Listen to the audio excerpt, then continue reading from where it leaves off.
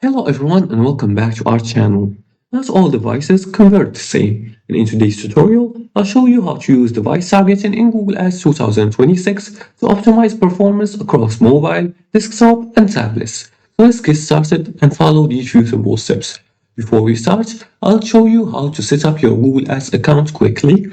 Just go to business.google.com and click and make sure to link your Google account with your Google Ads account.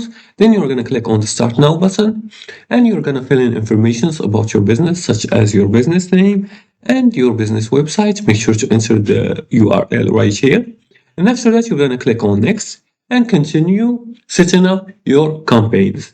After that, you're going to open the devices right here. You're going to select your campaign, then click on devices, and you're going to click on when and where ads are showed, and then you're going to click on the devices tab. Once you click on it, you're going to review the device performance. You'll see mobile, desktop, tablet. You can analyze clicks, conversions, and costs, and adjust bids or exclude devices. Also, you can increase bids on top performing devices and decrease or exclude poor performances. And make sure to know that mobile usually dominates search traffic, so don't exclude devices too early and match landing pages to device type.